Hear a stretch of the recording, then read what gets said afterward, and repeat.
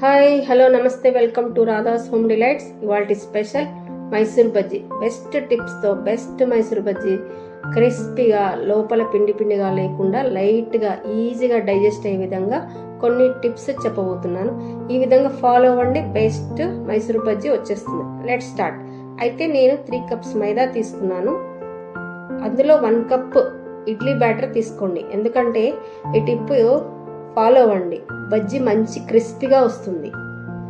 అయితే 1 table spoon ఉప్పు, 1.5 table spoon cooking soda, ఎందుకంటే కొంచెం ఎక్కువగా ఉండాలి కుకింగ్ సోడా, మైసూర్ బజ్జీ సాఫ్ట్గా వస్తాయి. 1 టేబుల్ స్పూన్ జీలకర్ర, 1 టేబుల్ స్పూన్ వాము, సన్నగా తరిగి పెట్టుకున్న 1 టేబుల్ స్పూన్ అల్లం, సన్నగా తరిగి పెట్టుకున్న 2 టేబుల్ స్పూన్ పచ్చిమిర్చి, సన్నగా తరిగి పెట్టుకున్న కరివేపాకు 1 టేబుల్ స్పూన్ వేసి బాగా కలుపుకోవాలి. వాము జీలకర్ర వేయడం వల్ల ఈజీగా డైజెస్ట్ అవుతుంది. అలా బజ్జీ తినేటప్పుడు వామ్ ఫ్లేవర్తో చాలా బాగుంటుంది. అలానే 1 కప్పు పెరుగు, 1/2 కప్పు బటర్ మిల్క్ వేసుకొని కలుపుతూ, మిగతా బటర్ మిల్క్ పిండి కలుపుతున్నప్పుడు కన్సిస్టెన్సీ చూసుకుంటూ ఆ బటర్ మిల్క్ యాడ్ చేసుకుంటూ బాగా బీట్ చేయాలి. ఒక 2 మినిట్స్ ఇలా బాగా బీట్ చేసిన తర్వాత ఒక 2 గంటలైనా, కనీసం 2 గంటలు నానబెట్టుకోవాలి.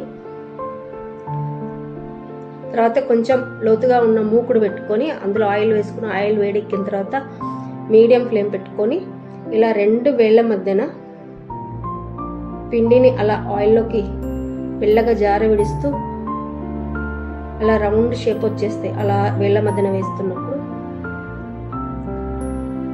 ఇలా మీడియం ఫ్లేమ్లో స్లోగా కుక్ అవుతూ అంటే రెడ్గా క్రిస్పీగా వస్తాయి.